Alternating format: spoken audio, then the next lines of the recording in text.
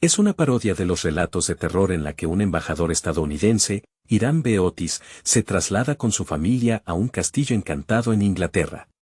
Lord Canterville, dueño anterior del castillo, le advierte que el fantasma de Sir Simon de Canterville pulula por el castillo desde que éste asesinó a su esposa Lady Eleanor de Canterville. Pero el señor Otis, estadounidense moderno y práctico, desoye sus advertencias. Así, la familia estadounidense de Mr. Hiram B. habita en la mansión, burlándose constantemente del fantasma debido a su indiferencia ante los sucesos paranormales. Capítulo primero. Cuando Mr. Hiram B. Otis, ministro de los Estados Unidos de América, compró Canterville Chase, todo el mundo le dijo que cometía una gran locura, porque la finca estaba embrujada. Hasta el mismo Lord Canterville, como hombre de la más escrupulosa honradez, se creyó en el deber de participárselo a Mr. Otis cuando llegaron a discutir las condiciones.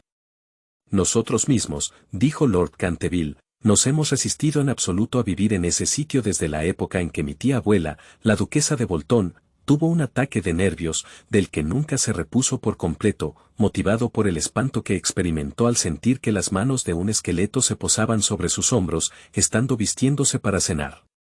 Me creo en el deber de decirle, Mr. Otis, que el fantasma ha sido visto por varios miembros de mi familia, que viven actualmente, así como por el rector de la parroquia, el reverendo Augusto Dampier, agregado del King's College de Oxford. Después del trágico accidente ocurrido a la duquesa, ninguna de las doncellas quiso quedarse en casa, y Lady Canterville no pudo ya conciliar el sueño a causa de los ruidos misteriosos que llegaban del corredor y de la biblioteca. Milord, respondió el ministro, también me quedaré con los muebles y el fantasma bajo inventario. Llego de un país moderno, en el que podemos tener todo cuanto el dinero es capaz de proporcionar, y esos mozos nuestros, jóvenes y turbulentos, que recorren el viejo continente escandalizándolo, que se llevan los mejores actores de ustedes, y sus mejores prima dames, estoy seguro de que si queda todavía un verdadero fantasma en Europa, vendrán a buscarlo enseguida para colocarle en uno de nuestros museos públicos o para pasearle por los caminos como un fenómeno. El fantasma existe, me lo temo, dijo Lord Canterville, sonriendo, aunque quizás se resista a las ofertas de sus intrépidos empresarios. Hace más de 3 siglos que se le conoce. Data, con precisión, de 1574, y nunca deja de mostrarse cuando está a punto de ocurrir alguna defunción en la familia. Bah. Los médicos de cabecera hacen lo mismo, Lord Canterville. Amigo mío, un fantasma no puede existir y no creo que las leyes de la naturaleza admitan excepciones en favor de la aristocracia inglesa. Realmente, dijo Lord Canterville, que no acababa de comprender la última observación de Mr. Otis, ustedes son muy sencillos en América. Ahora bien, si le gusta a usted tener un fantasma en casa, mejor que mejor. Acuérdese únicamente que yo le previne. Algunas semanas después se cerró el trato, y a fines de la estación el ministro y su familia emprendieron el viaje hacia Canterville Chase. La señora Otis, que con el nombre de Miss Lucrecia R. Tappan, de la calle West 53, había sido una célebre beldad de Nueva York, era todavía una mujer muy bella, de edad regular, con unos ojos hermosos y un perfil magnífico. Muchas damas americanas, cuando abandonan su país natal, adoptan aires de persona atacada de una enfermedad crónica y se figuran que eso es uno de los sellos de distinción europea, pero la señora Otis no cayó nunca en ese error. Tenía una naturaleza espléndida y una abundancia extraordinaria de vitalidad. A decir verdad, era completamente inglesa en muchos aspectos y era un ejemplo excelente para sostener la tesis de que lo tenemos todo en común con América hoy día excepto la lengua, como es de suponer.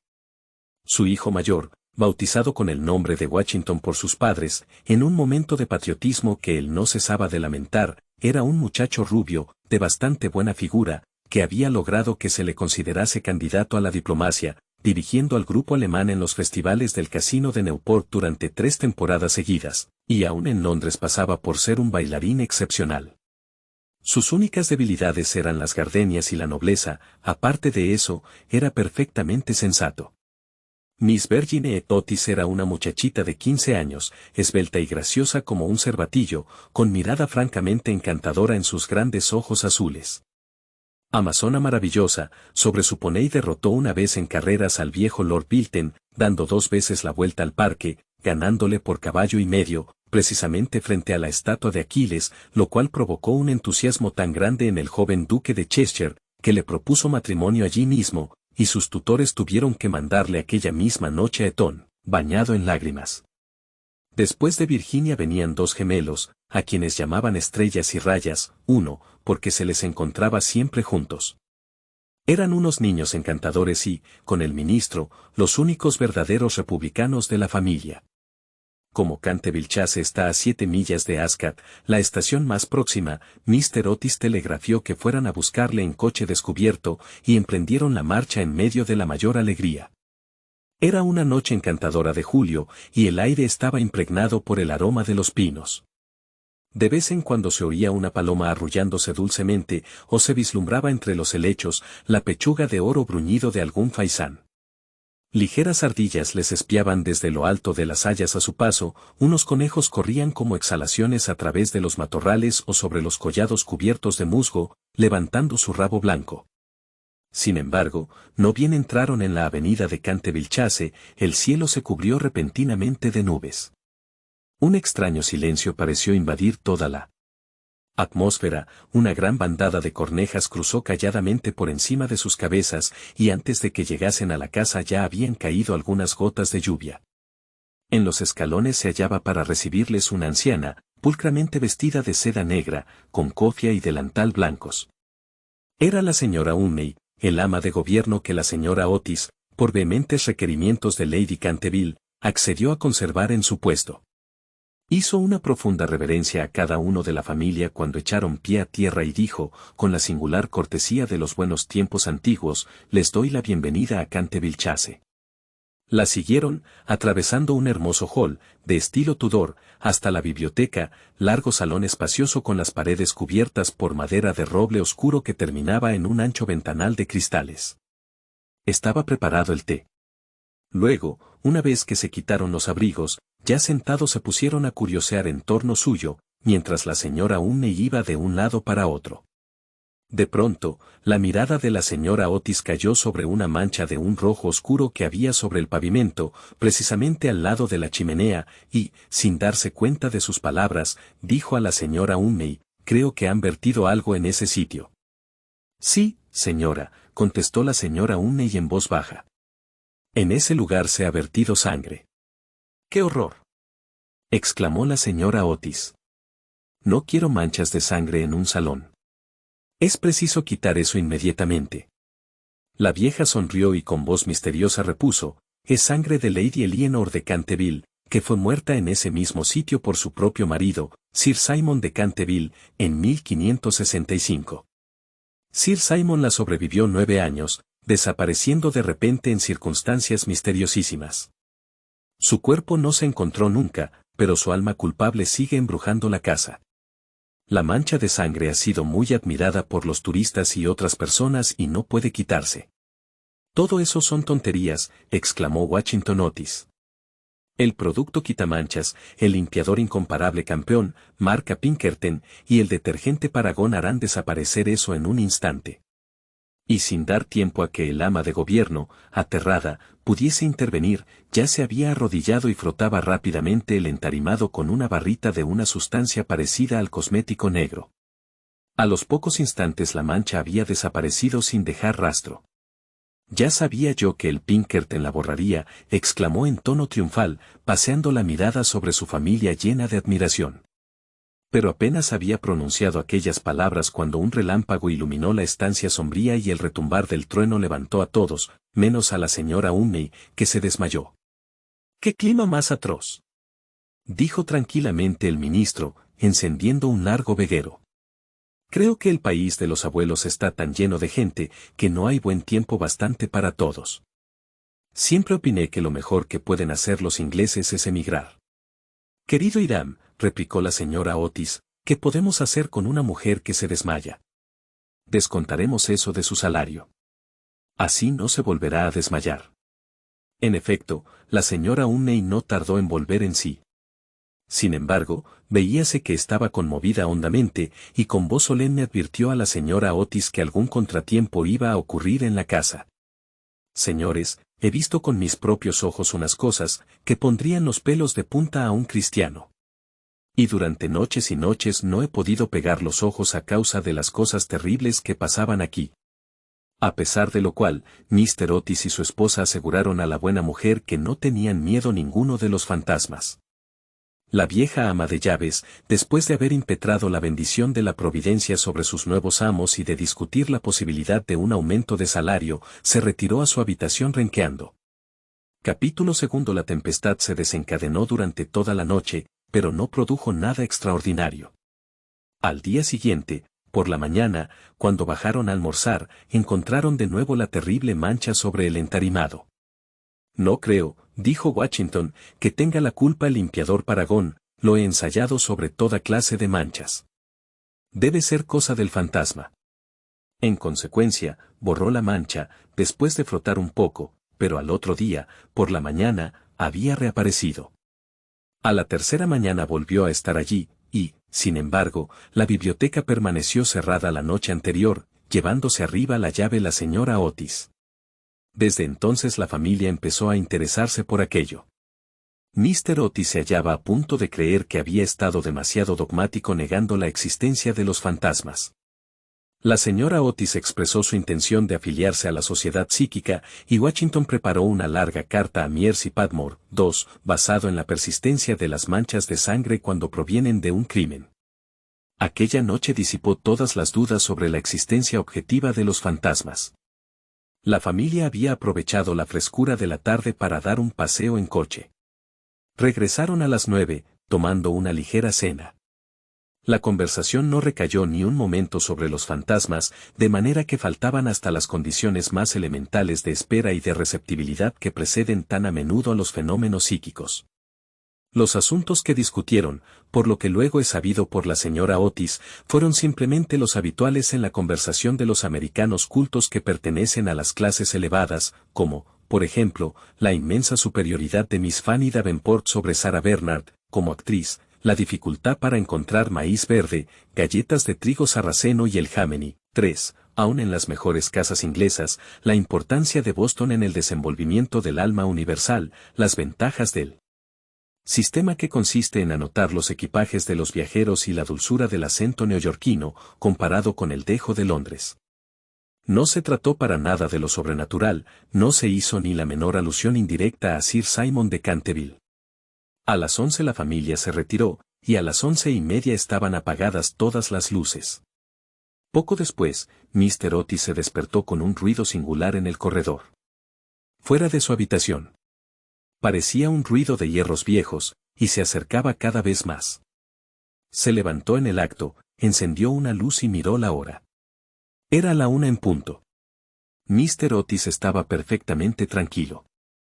Se tomó el pulso y no lo encontró nada alterado. El ruido extraño continuaba, al mismo tiempo que se oía claramente el sonar de unos pasos. Mr. Otis se puso las zapatillas, cogió una aceitera alargada de su tocador y abrió la puerta, y vio frente a él, en el pálido claro de luna, a un viejo de aspecto terrible. Sus ojos parecían carbones encendidos. Una larga cabellera gris caía en mechones revueltos sobre sus hombros. Sus ropas, de corte anticuado, estaban manchadas y en jirones. De sus muñecas y de sus tobillos colgaban unas pesadas cadenas y unos grilletes herrumbrosos. Mi distinguido señor, dijo Mr. Otis, permítame que le ruegue vivamente que engrase esas cadenas. Le he traído para ello el engrasador Tamenison naciente. Dicen que es eficacísimo, y que basta una sola aplicación. En la etiqueta hay varios certificados de nuestros adivinos más ilustres que dan fe de ello. Voy a dejársela aquí, al lado de las velas, y tendré un verdadero placer en proporcionarle más, si así lo desea. Dicho lo cual, el ministro de los Estados Unidos dejó la aceitera sobre una mesa de mármol, cerró la puerta y se volvió a meter en la cama. El fantasma de Canterville permaneció algunos minutos inmóvil de indignación. Después tiró, lleno de rabia, la aceitera contra el suelo encerado y huyó por el corredor, lanzando gruñidos cavernosos y despidiendo una extraña luz verde. Sin embargo, cuando llegaba a la gran escalera de roble, se abrió de repente una puerta. Aparecieron dos siluetas infantiles, vestidas de blanco, y una voluminosa almohada le rozó la cabeza. Evidentemente, no había tiempo que perder, así es que, utilizando como medio de fuga la cuarta dimensión del espacio, se desvaneció a través del estuco, y la casa, de nuevo, recobró su tranquilidad. Llegado a un cuartito secreto del ala izquierda, se adosó a un rayo de luna para tomar aliento y se puso a reflexionar para darse cuenta de su situación. Jamás en toda su brillante carrera, que duraba ya 300 años, fue injuriado tan groseramente. Se acordó de la duquesa viuda, en quien provocó una crisis de terror, cuando estaba mirándose en el espejo, cubierta de brillantes y de encajes, de las 4 doncellas a quienes había enloquecido, produciéndoles convulsiones histéricas solo con hacerles visajes entre las cortinas de una de las habitaciones destinadas a invitados, del rector de la parroquia, cuya vela apagó de un soplo cuando volvía el buen señor de la biblioteca a una hora avanzada, y que desde entonces tuvo que estar bajo el cuidado de Sir William Gall, convertido en mártir de toda clase de alteraciones nerviosas, de la vieja señora de Tremouillac, que, al despertarse al amanecer y descubrir un esqueleto sentado en un sillón, al lado de la lumbre, entretenido en leer su diario, tuvo que guardar cama durante 6 meses, víctima de un ataque cerebral. Una vez curada se reconcilió con la Iglesia y rompió sus relaciones con el señalado escéptico Voltaire. Recordó también la noche terrible en que el bribón de Lord Canterville fue hallado ahogándose en su vestidor, con una sota de espadas hundida en la garganta, viéndose obligado a confesar antes de morir que por medio de aquella carta había timado la suma de 50.000 libras a Jaime Fox, en casa de Grogford. Y juró que aquella carta se la hizo tragar el fantasma. Todas sus grandes hazañas le volvían a la memoria. Vio desfilar al mayordomo que se levantó la tapa de los sesos por haber visto una mano verde tamborilear sobre los cristales, y a la bella Lady Stellfield, condenada a llevar alrededor del cuello un collar de terciopelo negro para tapar la señal de 5 dedos, impresos como con un hierro candente sobre su blanca piel, y que terminó por ahogarse en el vivero que había al extremo de la Avenida Real. Y, lleno del entusiasmo ególatra del verdadero artista, pasó revista a sus creaciones más célebres. Se dedicó una amarga sonrisa al evocar su última aparición en el papel de Rubén el Rojo, o El Niño Estrangulado, su debut como Gibeón el Flaco, o El Vampiro del Páramo de Bexley, y el furor que causó una noche solitaria de junio jugando a los bolos con sus propios huesos sobre el campo de tenis. Y después de todo, para que unos miserables americanos le ofreciesen el engrasador marca Sol Naciente y le tirasen almohadas a la cabeza. Era realmente intolerable. Además, la historia nos enseña que jamás fue tratado ningún fantasma de manera semejante. Llegó a la conclusión de que era preciso tomarse la revancha y permaneció hasta el amanecer en actitud de profunda meditación. Capítulo 3. Cuando a la mañana siguiente la familia Otis se reunió para el desayuno, la conversación sobre el fantasma fue extensa. El ministro de los Estados Unidos estaba, como era natural, un poco ofendido al ver que su ofrecimiento no había sido aceptado. No quisiera en modo alguno injuriar personalmente al fantasma, dijo, y reconozco que, dada la larga duración de su estancia en la casa, no era correcto tirarle una almohada a la cabeza. Siento tener que decir que esta observación tan justa provocó una explosión de risa en los gemelos. Pero, por otro lado, prosiguió Mr. Otis, si se empeña, sin más ni más, en no hacer uso del engrasador marca Sol Naciente, nos veremos precisados a quitarle las cadenas. No podremos dormir con todo ese ruido a la puerta de las alcobas. Pero, sin embargo, en el resto de la semana no fueron molestados. Lo único que les llamó la atención fue la reaparición continua de la mancha de sangre sobre el piso de la biblioteca. Era realmente muy extraño, ya que la señora Otis cerraba la puerta con llave por la noche, y las ventanas permanecían con las rejas cerradas. Los cambios de color que sufría la mancha, comparables a los de un camaleón, produjeron también frecuentes comentarios en la familia. Una mañana era de un rojo índigo oscuro, otras veces era vermellón, luego de un púrpura intenso, y un día, cuando bajaron a rezar, según los ritos sencillos de la libre Iglesia Episcopal Reformada de América, la encontraron de un hermoso verde esmeralda. Como es natural, estos cambios caleidoscópicos divirtieron grandemente a la reunión y hacíanse apuestas todas las noches con entera tranquilidad. La única persona que no tomó parte en la broma fue la joven Virginia. Por razones ignoradas, sentíase siempre impresionada ante la mancha de sangre y estuvo a punto de llorar la mañana que apareció verde esmeralda.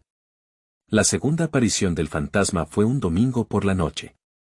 Al poco tiempo de estar todos acostados, les alarmó un enorme estrépito que se oyó en el hall. Bajaron, apresuradamente y se encontraron con que una armadura completa se había desprendido de su soporte, cayendo sobre las losas, mientras, sentado en un sillón de alto respaldo, el fantasma de Canterville se restregaba las rodillas, con una expresión de agudo dolor sobre su rostro. Los gemelos, que se habían provisto de sus cerbatanas, le lanzaron inmediatamente 2 proyectiles, con esa seguridad de puntería que solo se adquiere a fuerza de una larga y cuidadosa práctica sobre un profesor de caligrafía. Mientras tanto, el ministro de los Estados Unidos mantenía al fantasma bajo la amenaza de su revólver y, conforme a la etiqueta californiana, le intimaba a levantar los brazos. El fantasma se alzó bruscamente, lanzando un grito de furor salvaje, y pasó en medio de ellos, como una nube, apagando de paso la vela de Washington Otis y dejándoles a todos en la mayor oscuridad. Cuando llegó a lo alto de la escalera, una vez dueño de sí, se decidió a lanzar su célebre repique de carcajadas satánicas. Contaba la gente que aquello hizo encanecer en una sola noche el peluquín de Lord Raker. Y que 3 sucesivas amas de llaves, francesas, dejaron su empleo antes de terminar el primer mes. Por consiguiente, lanzó su carcajada más horrible, despertando paulatinamente los ecos en las antiguas bóvedas, pero al extinguirse, se abrió una puerta y apareció, vestida de azul claro, la señora Otis. «Me temo», dijo la dama, «que esté usted indispuesto y aquí le traigo un frasco de la tintura del doctor Double. Si se trata de una indigestión, podrá comprobar que este es un remedio excelente». El fantasma la miró con ojos llameantes de furor y se creyó en el deber de metamorfosearse en un gran perro negro. Era un truco que le había dado una reputación merecidísima, y al cual atribuía el médico de la familia la idiotez incurable del tío de Lord Canterville, el honorable, 4, Tomás Horton. Pero un ruido de pasos que se acercaba le hizo vacilar en su cruel determinación y se contentó con volverse un poco fosforescente. Enseguida se desvaneció, después de lanzar un gemido sepulcral, porque los gemelos iban a darle alcance. Una vez en su habitación sintióse destrozado, presa de la agitación más violenta. La ordinariez de los gemelos, el grosero materialismo de la señora Otis, todo aquello resultaba realmente vejatorio, pero lo que más le humillaba era no tener ya fuerzas para llevar una armadura.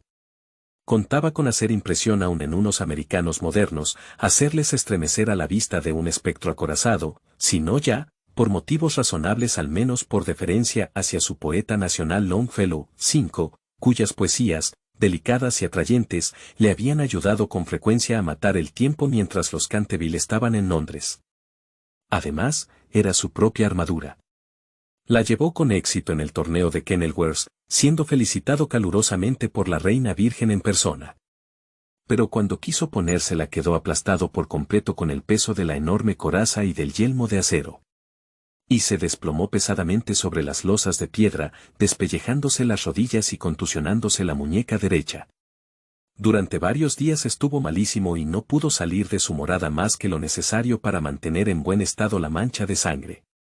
No obstante, a fuerza de cuidados acabó por restablecerse y decidió hacer una tercera tentativa para aterrorizar al ministro de los Estados Unidos y a su familia. Eligió para su reaparición en escena el viernes 17 de agosto, consagrando gran parte del día a pasar revista a sus trajes. Su elección recayó al fin en un sombrero de ala levantada por un lado y caída del otro, con una pluma roja, en un sudario deshilachado en las mangas y el cuello y, por último, en un puñal mohoso. Al atardecer estalló una gran tormenta. El viento era tan fuerte que sacudía y cerraba violentamente las puertas y ventanas de la vetusta casa. Realmente aquel era el tiempo que le convenía. He aquí lo que pensaba hacer: iría sigilosamente a la habitación de Washington Otis, le musitaría unas frases ininteligibles, quedándose al pie de la cama, y le hundiría 3 veces seguidas el puñal en la garganta, a los sones de una música apagada. Odiaba sobre todo a Washington, porque sabía perfectamente que era él quien acostumbraba quitar la famosa mancha de sangre de Canterville, empleando el detergente Paragon de Pinkerton. Después de reducir al temerario y despreocupado joven a una condición de terror abyecto, entraría en la habitación que ocupaban el ministro de los Estados Unidos y su mujer.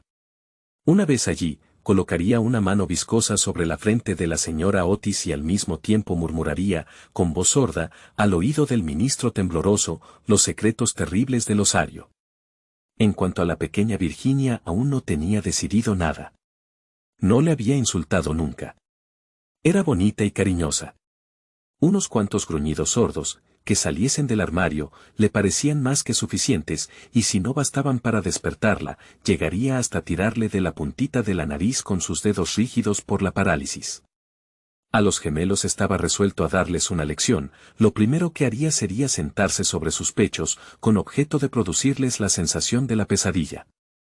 Luego, aprovechando que sus camas estaban muy juntas, se alzaría en el espacio libre entre ellas, con el aspecto de un cadáver verde y frío como el hielo, hasta que se quedasen paralizados de terror.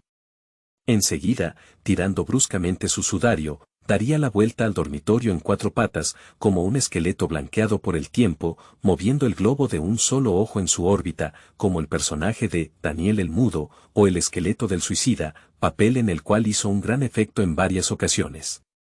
Creía estar tan bien en este, como en su otro papel de Martín el Demente, o el misterio enmascarado.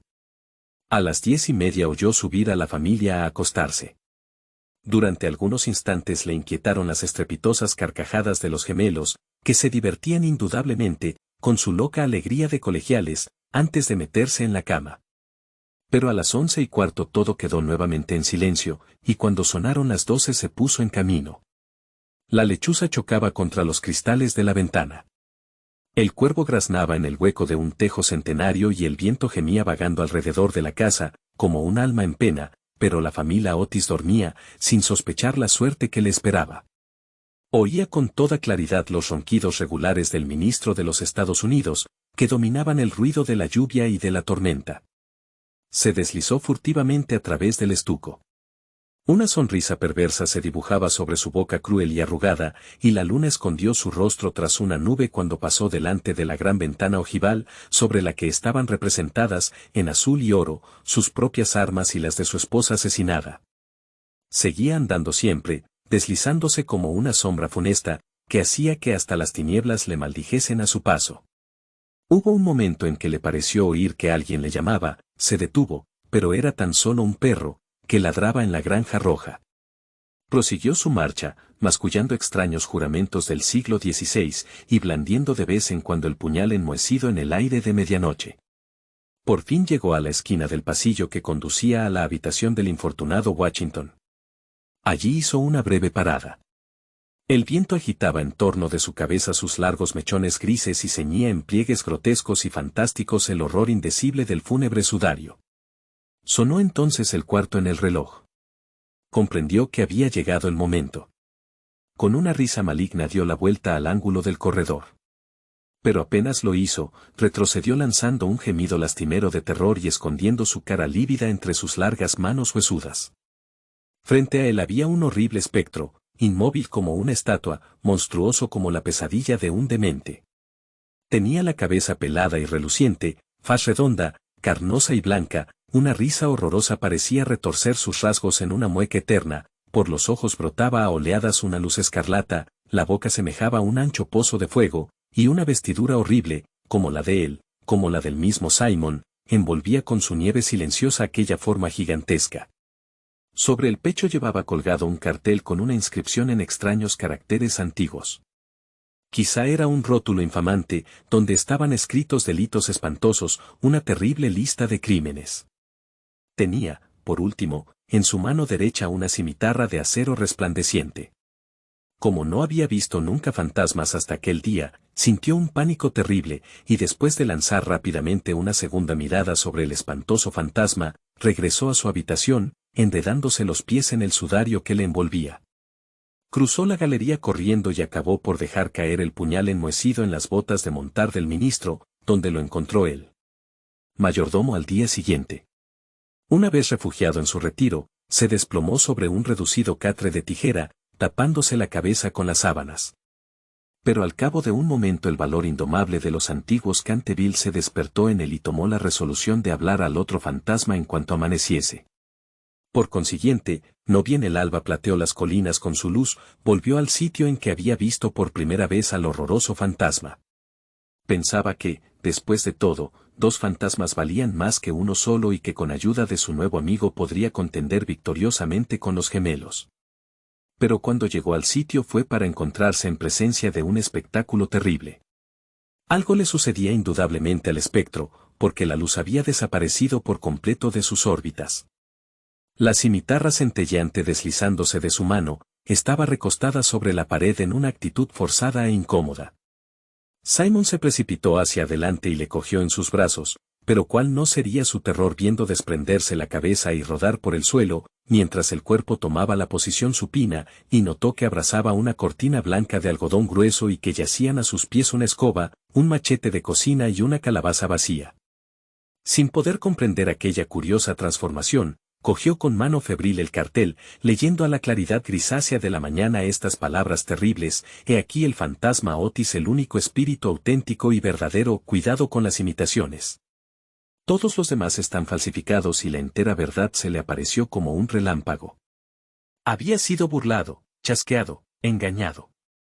La expresión característica de los Canterville reapareció en sus ojos, apretó las encías desdentadas y, levantando por encima de su cabeza sus manos amarillas, juró, según la fraseología pintoresca de la antigua escuela, que cuando el gallo tocase por 2 veces el cuerno de su alegre llamada se perpetrarían crímenes sangrientos y que el asesinato, de callado paso, saldría entonces de su retiro. No había terminado de formular este juramento terrible cuando de una alquería lejana, de tejado de ladrillo rojo, salió el canto de un gallo. Lanzó una larga risotada, lenta y amarga, y esperó. Esperó 1 hora y después otra, pero por alguna razón misteriosa no volvió a cantar el gallo. Por fin, a eso de las 7:30, la llegada de las criadas le obligó a abandonar su terrible guardia y regresó a su morada, con altivo paso, pensando en su vana esperanza y proyecto fracasado. Una vez allí consultó varios libros de caballería, cuya lectura le interesaba extraordinariamente, y pudo comprobar que el gallo cantó siempre 2 veces en cuantas ocasiones se tuvo que recurrir a aquel juramento. «Que el diablo se lleve a ese infame volátil», murmuró. En otro tiempo hubiese caído sobre él con mi gran lanza, atravesándole el gañote y obligándole a cantar otra vez para mí aunque reventara. Y dicho esto se retiró a su confortable ataúd de plomo y allí permaneció hasta la noche. Capítulo 4. Al día siguiente el fantasma se sintió muy débil y cansado. Las terribles emociones de las 4 últimas semanas empezaban a producir su efecto. Tenía el sistema nervioso completamente alterado y temblaba al más ligero ruido. No salió de su habitación en 5 días y concluyó por hacer una concesión en lo relativo a la mancha de sangre del salón de la biblioteca. Puesto que la familia Otis no quería verla, era indudable que no la merecía. Aquella gente estaba colocada a ojos vistas en un plano inferior de vida material y era incapaz de apreciar el valor simbólico de los fenómenos sensibles. La cuestión de las apariciones de fantasmas y el desenvolvimiento de los cuerpos astrales eran realmente para ellos una cosa muy distinta e indiscutiblemente fuera de su gobierno. Pero, por lo menos, constituía para él un deber ineludible mostrarse en el corredor 1 vez a la semana y farfullar por la gran ventana ojival el 1º y el 3er miércoles de cada mes. No veía ningún medio digno de sustraerse a aquella obligación. Verdad es que su vida estuvo llena de crímenes, pero quitado eso era hombre muy concienzudo en todo cuanto se relacionaba con lo sobrenatural. Así, pues, los 3 sábados siguientes atravesó, como de costumbre, el corredor entre 12 de la noche y 3 de la madrugada, tomando todas las precauciones posibles para no ser visto ni oído. Se quitaba las botas, pisaba lo más ligeramente que podía sobre las viejas maderas carcomidas, envolvíase en una gran capa de terciopelo negro y no dejaba de usar el engrasador sol naciente para engrasar sus cadenas. Me veo precisado a reconocer que solo después de muchas vacilaciones se decidió a adoptar esta última forma de protegerse. Pero, al fin, una noche, mientras cenaba la familia, se deslizó en el dormitorio del señor Otis y se llevó el frasquito. Al principio se sintió un poco humillado, pero después fue suficientemente razonable para comprender que aquel invento merecía grandes elogios y que cooperaba, en cierto modo, a la realización de sus proyectos. A pesar de todo, no se vio a cubierto de molestias. No dejaban nunca de tenderle cuerdas de lado a lado del corredor para hacerle tropezar en la oscuridad, y una vez que se había disfrazado para el papel de Isaac el Negro, o el cazador del bosque de Huxley, cayó de bruces al poner el pie sobre una plancha de maderas enjabonadas que habían colocado los gemelos desde el umbral del salón de tapices hasta la parte alta de la escalera de roble.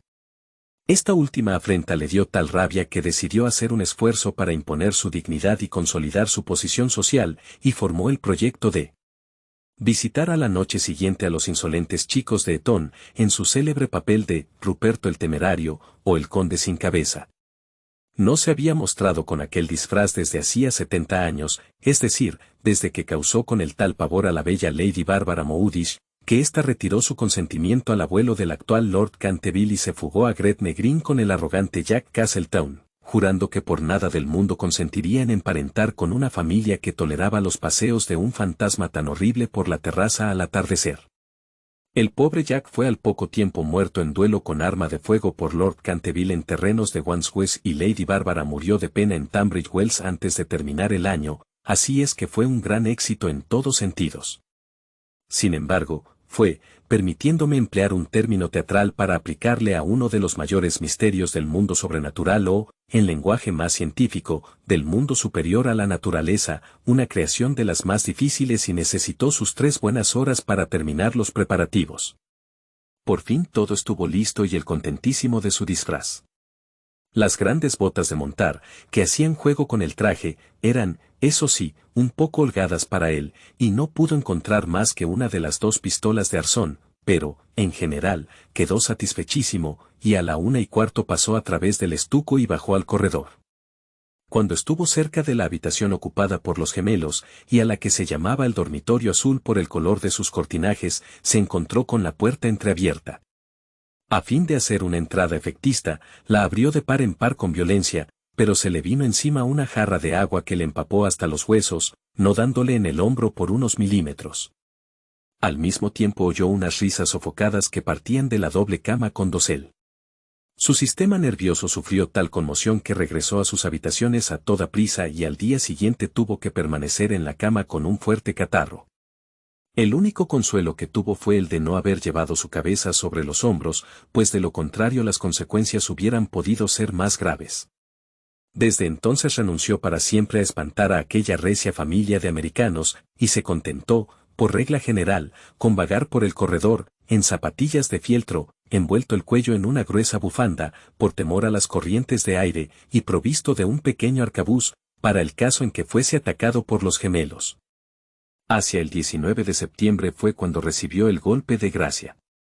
Había bajado por la escalera hasta el espacioso hall, seguro de que en aquel sitio por lo menos nadie le iba a molestar, y se entretenía en hacer observaciones satíricas sobre las grandes fotografías del ministro de los Estados Unidos y de su mujer, hechas en casa por 6, y que ahora ocupaban el lugar de los retratos de la familia Canterville. Iba vestido, sencilla pero decentemente, con un largo sudario salpicado de moho de cementerio. Se había atado la quijada con una tira de tela amarilla y llevaba una linternita y un azadón de sepulturero. En una palabra, iba disfrazado de Jonás el desenterrador o el ladrón de cadáveres de Chetty Barn. Era una de sus creaciones más notables y de la que guardaban recuerdo, con más motivo, los Canterville, ya que fue la verdadera causa de su riña con Lord Rufford, vecino suyo. Serían próximamente las 2:15 de la madrugada, y a su juicio, no se movía nadie en la casa. Pero cuando se dirigía tranquilamente hacia la biblioteca, para ver lo que quedaba de la mancha de sangre, se abalanzaron hacia él, desde un rincón sombrío, 2 siluetas, agitando locamente sus brazos sobre sus cabezas, mientras gritaban a su oído, ¡Uh! ¡Uh! ¡Uh! Lleno de pánico, cosa muy natural en aquellas circunstancias, se precipitó hacia la escalera, pero entonces se encontró frente a Washington Otis, que le esperaba armado con la gran regadera del jardín, de tal modo, que cercado por sus enemigos, casi acorralado, tuvo que evaporarse en la gran estufa de hierro colado, que felizmente para él, no estaba encendida, y abrirse paso hasta sus habitaciones por entre los cañones de las chimeneas, llegando a su refugio en el lamentable estado en que lo pusieron la agitación, el hollín y la desesperación. Desde aquella noche no volvió a vérsele nunca en expediciones nocturnas. Los gemelos se quedaron muchas veces en acecho para sorprenderle, sembrando de cáscaras de nuez los corredores todas las noches, con gran enojo de sus padres y de los criados. Pero fue inútil. Su amor propio estaba profundamente herido sin duda y no quería mostrarse. En vista de ello, Mr. Otis reanudó de nuevo el trabajo en su gran obra sobre la historia del Partido Demócrata, obra que había empezado 3 años antes. La señora Otis organizó un clambag, 7, extraordinario, que dejó muy impresionados a todos los de la comarca. Los niños se dedicaron a jugar a la barra, al écarte, al póker y a otros juegos típicos de América. Virginia dio paseos a caballo por caminos y veredas, en compañía del duque de Cheshire, que se hallaba en Canterville pasando su última semana de vacaciones. Todo el mundo se figuraba que el fantasma había desaparecido, y en consecuencia, Mr. Otis escribió una carta a Lord Canterville para comunicárselo, y recibió en contestación otra carta en la que éste le testimoniaba el placer que le producía la noticia y enviaba sus más sinceras felicitaciones a la digna esposa del ministro. Pero los Otis se equivocaban. El fantasma seguía en la casa, y aunque se hallaba muy delicado, no estaba dispuesto a retirarse, sobre todo después de saber que figuraba entre los invitados el duque de Cheshire, cuyo tío, Lord Francis Tilton, apostó una vez 100 guineas con el coronel Carberry a que jugaría a los dados con el fantasma de Canterville. A la mañana siguiente se encontraron a Lord Tilton tendido sobre el suelo del salón de juego en un estado de parálisis tal, que, a pesar de la edad avanzada que alcanzó, no pudo ya nunca pronunciar más palabra que esta, 6 dobles. Esta historia era muy conocida en su tiempo, aunque, en atención a los sentimientos de las dos nobles familias, se hiciera todo lo posible por ocultarla, y existe un relato detallado de todo lo referente a ella en el tomo 3 de las memorias de Lord Tattle sobre el príncipe regente y sus amigos. Desde entonces el fantasma deseaba vehementemente probar que no había perdido su influencia sobre los Tilton, con los que además estaba emparentado, pues una prima hermana suya se casó en Secans Nouses con el señor Bulkeley, del que descienden en línea directa, como todo el mundo sabe, los duques de Cheshire. Por consiguiente, hizo sus preparativos para mostrarse al joven enamorado de Virginia en su famoso papel del fraile vampiro o el benedictino sin sangre. Era un espectáculo tan espantoso que cuando la vieja Lady Startup se lo vio representar, es decir, la víspera del año nuevo de 1764, empezó a lanzar chillidos agudos, que le provocaron un fuerte ataque de apoplejía y su fallecimiento al cabo de 3 días, no sin que desheredara antes a los Canterville que eran sus parientes más cercanos y legase todo su dinero a su farmacéutico de Londres. Pero, a última hora, el terror que le inspiraban los gemelos le retuvo en su habitación y el joven duque durmió tranquilo en el gran lecho con dosel coronado de plumas del dormitorio real, soñando con Virginia. Capítulo 5. Unos días después, Virginia y su adorador de cabello rizado dieron un paseo a caballo por los prados de Brackley, paseo en el que ella se desgarró su vestido de amazona al saltar un seto, y de vuelta a su casa, entró por la escalera de detrás para que no la viesen. Al pasar corriendo por delante de la puerta del salón de tapices, que estaba abierta de par en par, le pareció ver a alguien dentro. Pensó que sería la doncella de su madre, que iba con frecuencia a trabajar a esa habitación. Asomó la cabeza para encargarle que le cosiese el vestido. Pero con gran sorpresa suya quien estaba allí era el fantasma de Canterville en persona. Estaba sentado junto a la ventana contemplando las hojas doradas que danzaban en el aire, desprendidas de los árboles amarillentos, y las hojas bermejas que bailaban locamente a lo largo de la gran avenida. Tenía la cabeza apoyada en una mano y toda su actitud revelaba el desaliento más profundo. Realmente presentaba un aspecto tan desamparado, tan abatido, que la pequeña Virginia, en vez de ceder a su primer impulso, que fue echar a correr y encerrarse en su cuarto, se sintió llena de compasión y se decidió a ir a consolarle. Tenía la muchacha un paso tan ligero y él una melancolía tan honda, que no se dio cuenta de su presencia hasta que le habló. «Lo he sentido mucho por usted», dijo, «pero mis hermanos regresan mañana a Eton y entonces, si se porta usted bien, nadie le atormentará». «Es absurdo pedirme que me porte bien», le respondió contemplando estupefacto a la jovencita que tenía la audacia de dirigirle la palabra. «Perfectamente inconcebible. Me es necesario arrastrar mis cadenas, gruñir a través de las cerraduras y deambular en la noche. Si es a eso a lo que se refiere, le diré que todo ello es la única razón de mi existencia.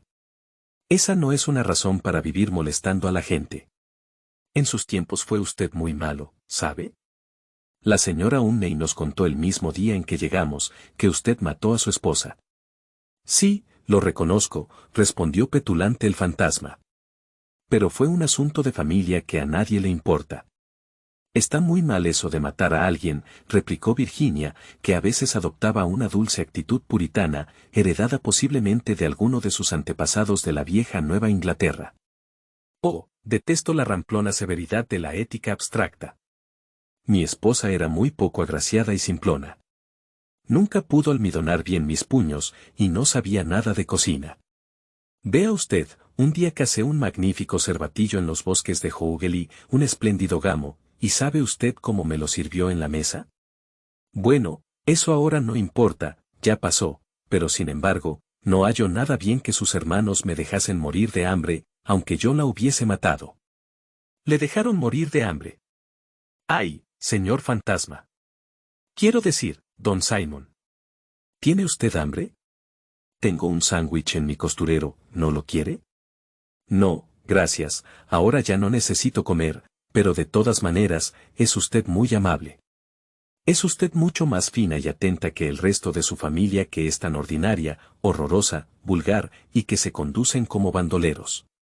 Basta. Exclamó Virginia dando con el pie en el suelo. El brutal, horrible y ordinario es usted. En cuanto a lo de bandolero y ladrón, usted bien sabe que me ha robado las pinturas de mi caja para restaurar esa ridícula mancha de sangre en la biblioteca. Primero me robó todos los rojos, incluyendo el bermellón, y ya no pude seguir pintando las puestas de sol, después se llevó el verde esmeralda y el amarillo cromo, y por último no me han quedado más que el azul añil y el blanco de China, de manera que solo puedo pintar escenas de claro de luna, que siempre son tristes y nada fáciles de pintar.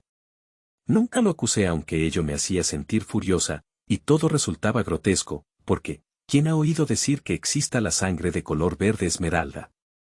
Bueno, en verdad, dijo el fantasma, con cierta dulzura, ¿qué iba yo a hacer? Es dificilísimo en los tiempos actuales agenciarse sangre de verdad, y ya que su hermano empezó todo esto con su detergente Paragón, no veo por qué no iba yo a usar sus colores para defenderme. En cuanto al tono, es cuestión de gusto. Así, por ejemplo, los Canterville tienen sangre azul, la sangre más azul que existe en Inglaterra. Aunque ya sé que ustedes los americanos no hacen el menor caso de esas cosas. No sabe usted nada, y lo mejor que puede hacer es emigrar y así se desarrollará su mentalidad. Mi padre tendrá un verdadero gusto en proporcionarle un pasaje gratuito, y aunque haya derechos arancelarios elevadísimos sobre toda clase de cosas espirituosas a usted no le pondrán trabas en la aduana. Y una vez en Nueva York puede usted contar con un gran éxito. Conozco infinidad de personas que darían $100,000 por tener antepasados y que sacrificarían mayor cantidad aún por tener un fantasma en la familia. Creo que no me gustaría América. Quizás se deba a que allí no tenemos ni ruinas ni curiosidades, dijo burlonamente Virginia. ¿Qué curiosidades ni qué ruinas? Contestó el fantasma. Tienen ustedes su marina y sus modales. Buenas noches, voy a pedir a papá que conceda a los gemelos una semana más de vacaciones. No se vaya, Miss Virginia, se lo suplico. Exclamó el fantasma. Estoy tan solo y soy tan desgraciado que no sé qué hacer. Quisiera irme a dormir y no puedo. Es inconcebible, no tiene usted más que meterse en la cama y apagar la vela. Algunas veces es dificilísimo permanecer despierto, sobre todo en una iglesia, pero, en cambio, dormir es muy sencillo, hasta los niños saben dormir admirablemente y no son nada ilustrados. Hace 300 años que no duermo, dijo el anciano tristemente, haciendo que Virginia abriese mucho sus hermosos ojos azules llenos de asombro. Hace ya 300 años que no duermo, y me siento tan cansado.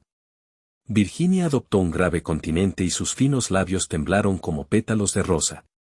Se acercó y, arrodillándose al lado del fantasma, contempló su viejo rostro marchito. Pobre, pobre fantasma, murmuró, ¿y no hay ningún lugar donde pueda usted dormir? Allá lejos, pasado el pinar, respondió él en voz baja y soñadora, hay un jardincito. La hierba crece en el alta y espesa, allí pueden verse las grandes estrellas blancas de la cicuta, allí el ruiseñor canta toda la noche. Canta toda la noche, y la luna de cristal gélido deja caer su mirada y el tejo extiende sus brazos de gigante sobre los durmientes. Los ojos de Virginia se empañaron de lágrimas y ocultó la cara entre sus manos. «¿Se refiere usted al jardín de la muerte?», murmuró. «Sí, de la muerte debe ser hermosa. Descansar en la blanda tierra oscura, mientras las hierbas se balancean encima de nuestra cabeza, y escuchar el silencio. No tener ni ayer ni mañana. Olvidarse del tiempo y los males de la vida, quedar en paz. Usted puede ayudarme, usted puede abrirme el portal de la morada de la muerte, porque el amor le acompaña a usted siempre, y el amor es más fuerte que la muerte». Virginia tembló. Un estremecimiento helado recorrió todo su ser y durante unos instantes hubo un gran silencio. Le parecía vivir en un sueño terrible. Entonces el fantasma habló de nuevo con una voz que resonaba como los suspiros del viento. ¿Ha leído usted alguna vez la antigua profecía que hay sobre las vidrieras de la biblioteca? «Oh, muchas veces», exclamó la muchacha levantando los ojos. «La conozco muy bien. Está pintada con unas curiosas letras negras y se lee con dificultad. No tiene más que estos 6 versos: cuando una joven rubia logre hacer brotar una oración de los labios del pecador, cuando el almendro estéril de fruto y un pequeño deje correr su llanto, entonces, toda la casa quedará tranquila y volverá la paz a Canterville. Pero no sé lo que significan. Significan que tiene usted que llorar conmigo mis pecados, porque no tengo lágrimas, y que tiene usted que rezar conmigo por mi alma, porque no tengo fe, y entonces, si ha sido usted siempre dulce, buena y cariñosa, el ángel de la muerte se compadecerá de mí. Verá usted seres terribles en las tinieblas y voces malignas susurrarán en sus oídos, pero no podrán hacerle ningún daño, porque contra la pureza de una niña no pueden nada las potencias infernales». Virginia no contestó y el fantasma se retorció las manos en la violencia de su desesperación, sin dejar de mirar la rubia cabeza inclinada. De pronto se irguió la joven, muy pálida, con un fulgor extraño en los ojos. «No tengo miedo», dijo con voz firme, «y rogaré al ángel que se apiade de usted».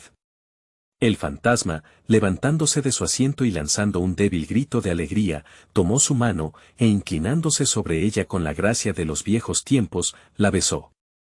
Sus dedos estaban fríos como el hielo y sus labios abrasaban como el fuego, pero Virginia no flaqueó. Después la hizo atravesar la estancia sombría.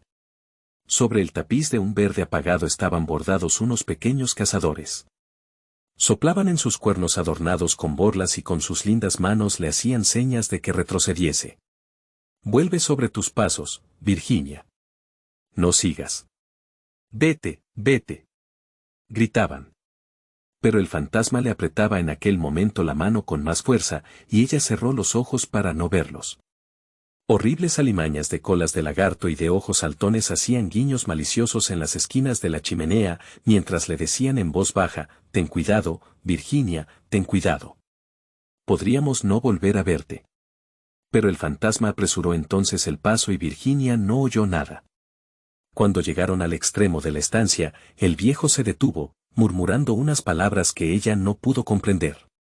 Volvió Virginia a abrir los ojos y vio disiparse el muro lentamente, como una neblina, y abrirse una negra caverna. Un áspero y helado viento les azotó, sintiendo la muchacha que alguien tiraba de su vestido. «Deprisa, deprisa», gritó el fantasma, «o será demasiado tarde». Y en el mismo momento el muro se cerró de nuevo detrás de ellos y el salón de tapices quedó desierto. Capítulo 6. 10 minutos después sonó la campana para el té y Virginia no bajó. La señora Otis envió a uno de los criados a buscarla. No tardó en volver diciendo que no había podido encontrar a Miss Virginia por ninguna parte. Como la muchacha tenía la costumbre de ir todas las tardes al jardín a coger flores para la cena, la señora Otis no se preocupó en lo más mínimo. Pero sonaron las 6 y Virginia no aparecía. Entonces su madre se sintió seriamente intranquila y envió a sus hijos en su busca, mientras ella y su marido recorrían todas las habitaciones de la casa. A las 6:30 volvieron los muchachos diciendo que no habían encontrado huellas de su hermana por parte alguna. Entonces se inquietaron todos extraordinariamente y nadie sabía qué hacer cuando Mr. Otis recordó de repente que pocos días antes había permitido acampar en el parque a una tribu de gitanos. Así pues, salió inmediatamente para Blackfell Hollow, acompañado de su hijo mayor y de 2 criados de la granja. El joven duque de Cheshire, completamente loco de ansiedad, rogó con insistencia a Mr. Otis que le dejase acompañarle, mas éste se negó temiendo que pudiese surgir algún conflicto. Pero cuando llegó al sitio en cuestión vio que los gitanos se habían marchado, y era evidente que su partida había sido precipitada, pues el fuego ardía aún y quedaban platos sobre la hierba. Después de mandar a Washington y a los 2 hombres a registrar los alrededores, se apresuraron a regresar y envió telegramas a todos los inspectores de policía del condado, rogándoles buscasen a una joven raptada por unos vagabundos o gitanos. Luego hizo que le trajeran su caballo, y después de insistir para que su mujer y sus 3 hijos se sentaran a la mesa, partió con un caballerango por el camino de Ascot. Había recorrido 2 millas, cuando oyó un galope a su espalda. Se volvió, viendo al joven duque que llegaba en su poney, con la cara sofocada y la cabeza descubierta. «Lo siento muchísimo», le dijo el joven con voz entrecortada, «pero me es imposible comer mientras Virginia no aparezca. Se lo ruego, no se enfade conmigo. Si nos hubiera permitido casarnos el año pasado no habría ocurrido esto nunca. No me rechaza usted, ¿verdad? No puedo ni quiero irme». El ministro no pudo menos de dirigir una sonrisa a aquel mozo guapo y atolondrado, conmovidísimo ante la abnegación que mostraba por Virginia, e inclinándose sobre su caballo, le golpeó el hombro cariñosamente y le dijo, «Pues bien, Cecil, ya que insistes en venir, no me queda más remedio que admitirte en mi compañía, pero, eso sí, tengo que comprarte un sombrero en Ascot». «Al diablo los sombreros. Lo que quiero es encontrar a Virginia», exclamó el duque riendo. Y acto seguido galoparon hasta la estación. Una vez allí, Mr. Otis preguntó al jefe si no habían visto en el andén a una joven cuyas señas correspondiesen con las de Virginia, pero no averiguó nada sobre ella. No obstante lo cual, el jefe de la estación expidió telegramas a las estaciones del trayecto, ascendentes y descendentes, y le prometió ejercer una vigilancia minuciosa. Enseguida, después de comprar un sombrero para el duque en una tienda de novedades que se disponía a cerrar, Mr. Otis cabalgó hasta Bexley, pueblo situado 4 millas más allá, y que, según le dijeron, era muy frecuentado por los gitanos, ya que cerca de allí había una numerosa comunidad rural. Hicieron levantarse al guarda del lugar, pero no pudieron conseguir ningún dato de él. Así es que, después de atravesar y explorar los contornos, los 2 jinetes tomaron otra vez el camino de casa, llegando a Canterville a eso de las 11, rendidos de cansancio y con el corazón desgarrado por la inquietud. Se encontraron allí con Washington y los gemelos, esperándoles a la puerta con linternas, porque la avenida estaba muy oscura. No se había descubierto la menor señal de Virginia. Los gitanos fueron alcanzados en el prado de Brackley, pero no estaba la joven entre ellos.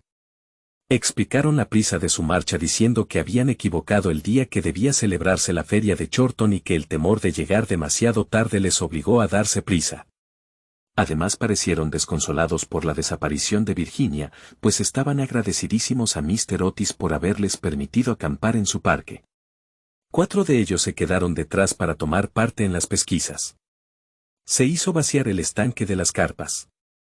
Registraron la finca en todos sentidos, pero no consiguieron nada.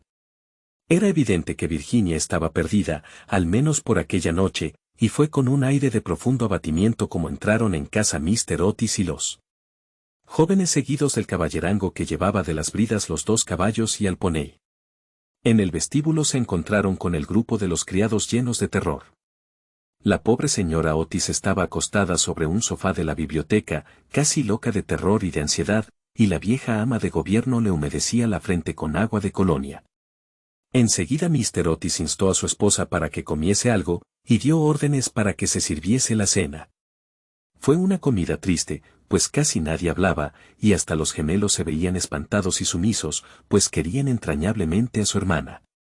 Cuando terminaron, Mr. Otis, a pesar de los ruegos del joven duque, mandó que todo el mundo se fuese a la cama diciendo que ya no podía hacerse nada más aquella noche, y que al día siguiente telegrafiaría a Scotland Yard para que pusieran inmediatamente varios detectives a su disposición. Pero en el preciso momento en que salían del comedor sonaron las 12 en el reloj de la torre. Apenas acababan de extinguirse las vibraciones de la última campanada cuando oyóse un crujido acompañado de un grito penetrante. Un trueno estentóreo bamboleó la casa, una melodía, ultraterrena, flotó en el aire. Un lienzo de pared se desprendió bruscamente en lo alto de la escalera y sobre el rellano, muy pálida, casi blanca, apareció Virginia llevando en la mano un cofrecillo. Inmediatamente todos la rodearon. La señora Otis la estrechó apasionadamente entre sus brazos. El duque casi la ahogó con sus besos, apasionados, y los gemelos ejecutaron una danza de guerra salvaje alrededor del grupo. «Por Dios, hija. ¿Dónde estabas?», dijo Mr. Otis, bastante enfadado, creyendo que les había querido dar una broma pesada. «Cecil y yo hemos recorrido toda la comarca en busca tuya, y tu madre ha estado a punto de morirse de espanto. No vuelvas a dar bromas de ese género a nadie. Menos al fantasma, menos al fantasma», gritaron los gemelos continuando sus brincos. «Hija mía querida, gracias a Dios que te hemos encontrado, ya no nos volveremos a separar», murmuraba la señora Otis besando a la muchacha, toda trémula y acariciando sus cabellos de oro, que se veían despeinados. «Papá», dijo dulcemente Virginia, «estaba con el fantasma. Ha muerto ya. Es preciso que vayáis a verle.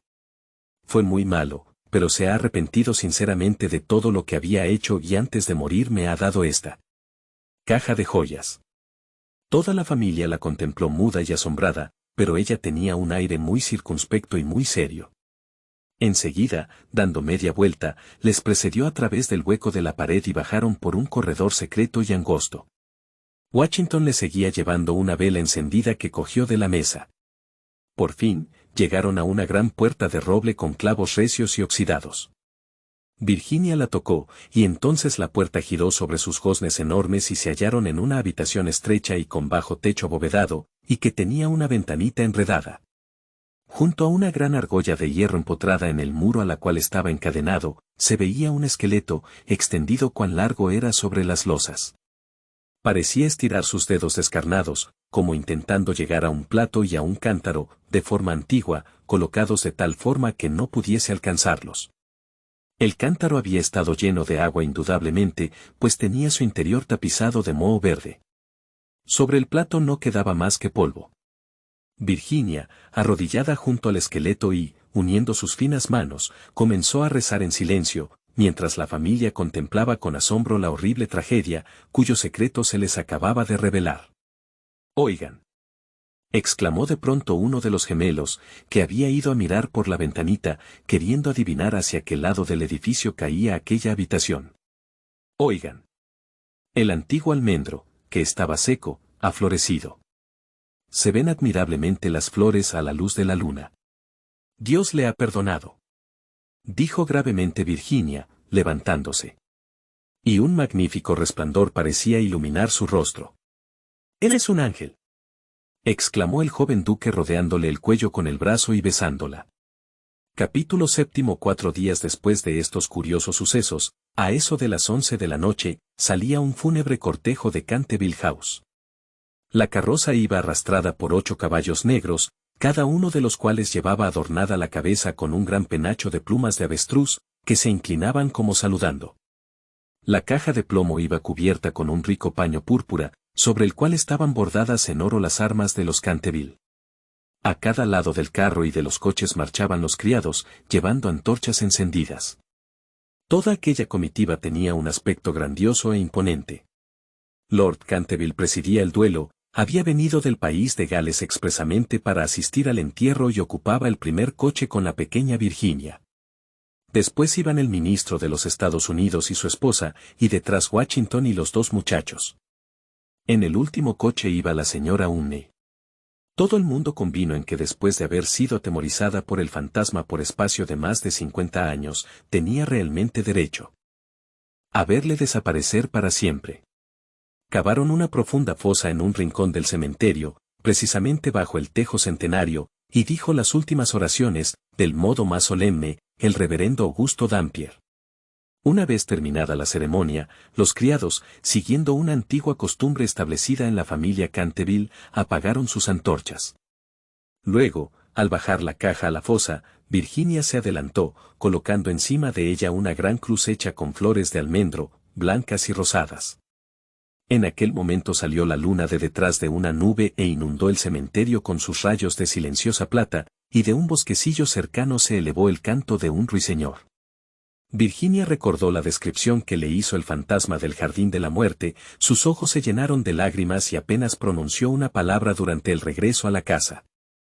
A la mañana siguiente, antes que Lord Canteville partiese para la ciudad, la señora Otis conferenció con él respecto de las joyas entregadas por él.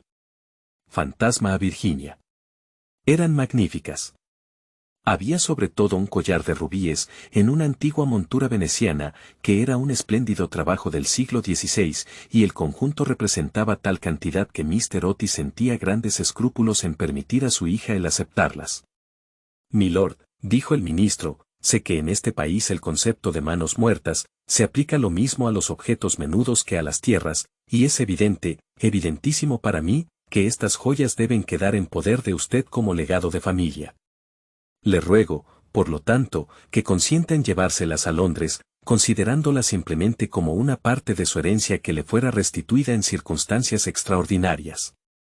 En cuanto a mi hija, no es más que una chiquilla, y hasta hoy, me complace decirlo, siente poco interés por esas futilezas de lujo superfluo. He sabido igualmente por la señora Otis, cuya autoridad no es despreciable en cosas de arte, dicho sea de paso, pues ha tenido la suerte de pasar varios inviernos en Boston cuando era una jovencita, que esas piedras preciosas tienen un gran valor monetario y que si se pusieran en venta producirían una bonita suma. En estas circunstancias, Lord Canteville, reconocerá usted, indudablemente, que no puedo permitir que queden en manos de ningún miembro de mi familia.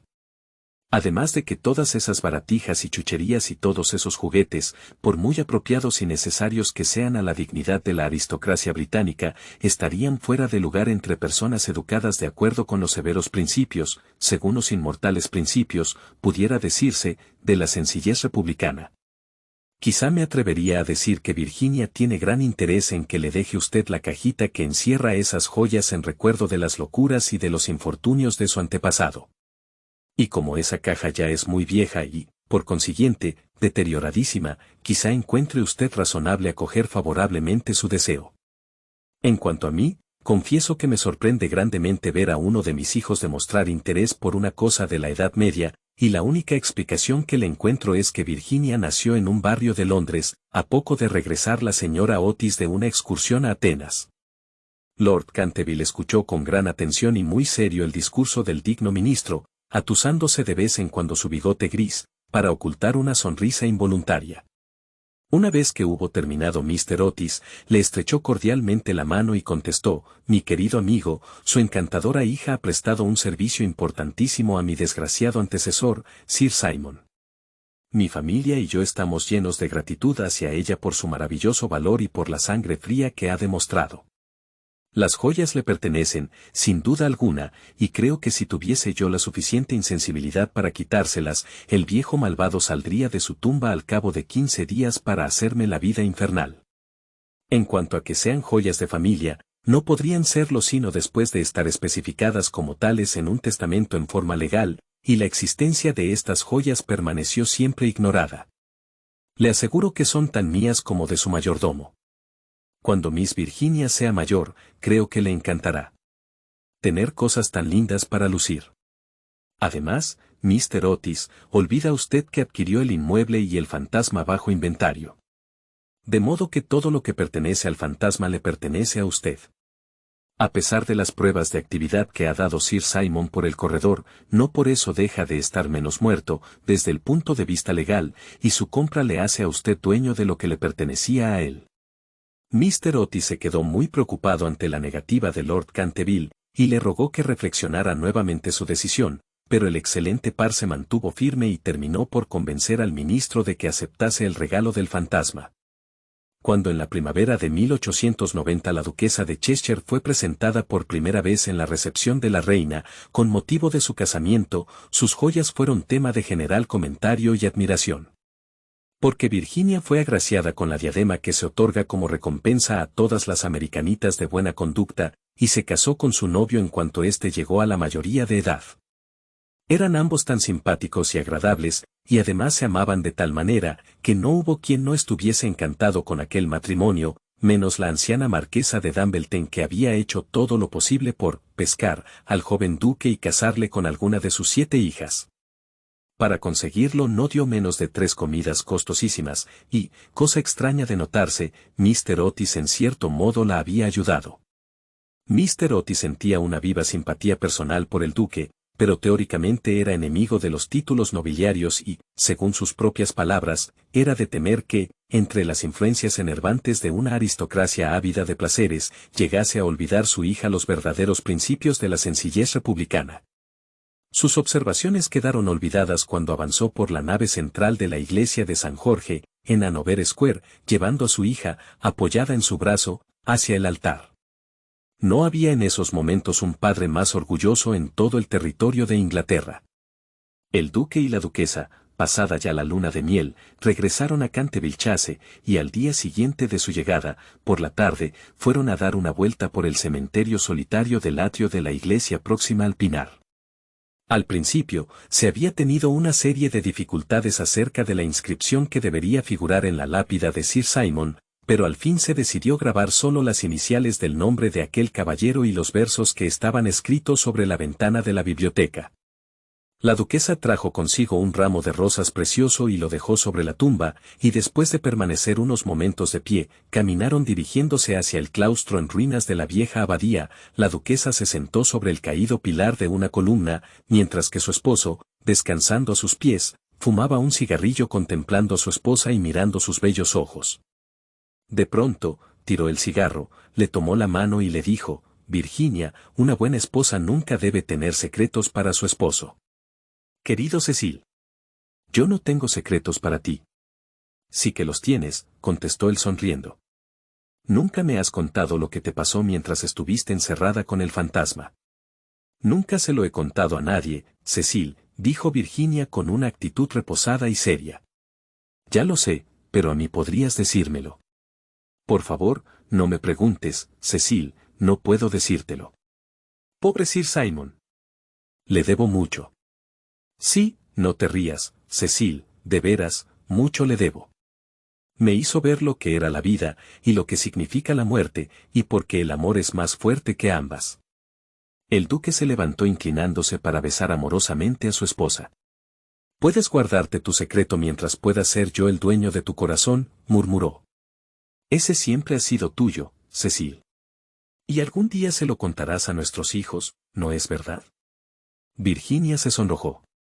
Fin.